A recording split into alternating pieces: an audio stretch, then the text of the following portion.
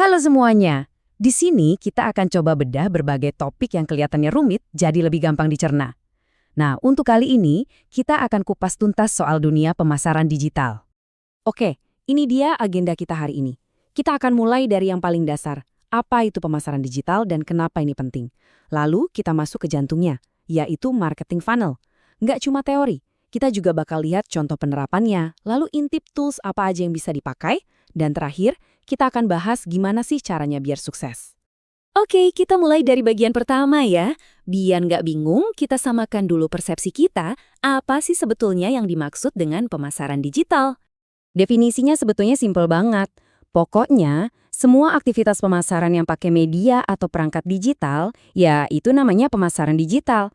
Mulai dari postingan di media sosial, jualan di marketplace, sampai ngirim email promosi, itu semua masuk ke dalamnya. Pertanyaan bagus kan? Kenapa sih semua orang sekarang heboh banget soal digital? Nah, jawabannya itu ada di 4 keunggulan utama yang nggak dimiliki sama metode pemasaran yang lama atau tradisional.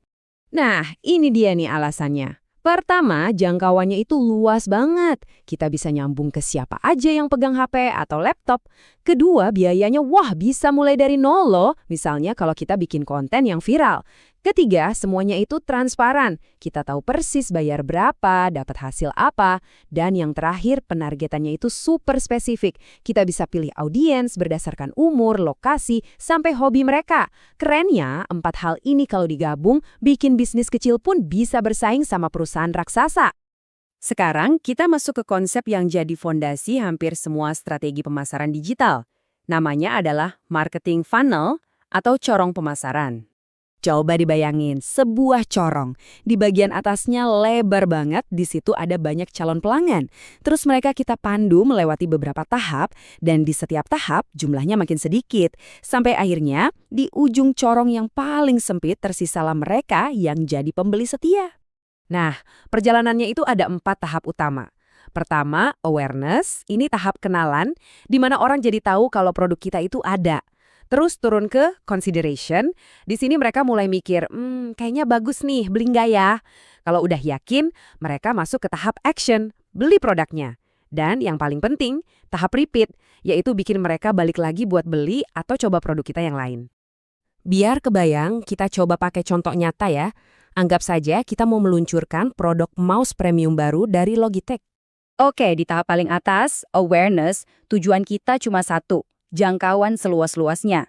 Targetnya, kita mau ada 1 juta orang di Indonesia yang tahu, ada mouse baru nih dari Logitech. Gimana caranya? Ya kita pasang iklan di tempat yang tepat. Misalnya, di kanal-kanal YouTube yang sering mengulas teknologi. Kenapa? Karena penontonnya, ya itu calon pembeli kita. Lanjut ke tahap berikutnya.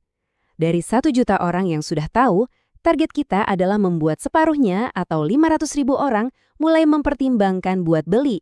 Jadi bukan cuma tahu, tapi sudah mulai ada rasa ingin. Nah, di tahap ini kita butuh sesuatu yang lebih meyakinkan. Contohnya, kita kerjasama dengan influencer teknologi terpercaya kayak David Gadget In. Ulasan dia yang positif bisa banget membangun kepercayaan dan bikin orang jadi pengen punya mouse itu. Kalau orang udah pengen, kita butuh dorongan terakhir biar mereka langsung beli. Caranya, kasih penawaran yang nggak bisa ditolak. Misalnya, diskon gede 50% untuk waktu terbatas. Ini menciptakan rasa urgensi. Wah, harus beli sekarang nih. Setelah orang beli, perjalanannya belum selesai loh. Tujuannya kan bikin mereka jadi pelanggan setia. Nah, data pembelian pertama tadi bisa kita pakai buat nawarin produk lain. Misalnya keyboard atau headset yang cocok sama mouse yang baru mereka beli. Oke, kita udah paham soal corong pemasarannya. Sekarang kita lihat senjata atau alat apa saja sih yang bisa kita pakai buat memandu orang melewati corong itu. Secara garis besar, semua taktik pemasaran digital itu bisa dibagi jadi 2 kategori utama. Media berbayar atau paid media, dan media organik atau organic media. Simpelnya, yang satu bayar, yang satu lagi, gratis. Media berbayar itu intinya kita bayar buat dapat akses instan ke audiens. Contohnya ya pasang iklan di Google, Meta, atau TikTok. Termasuk juga bayar kali influencer buat promosi, atau pakai sistem afiliasi di mana kita kasih komisi untuk setiap penjualan. Kalau media organik, kita nggak bayar untuk penempatannya, tapi kita investasi waktu dan tenaga buat membangun audiens sendiri. Contohnya, kayak rajin bikin konten bagus di media sosial atau mengoptimalkan website kita biar muncul di halaman pertama Google lewat SEO.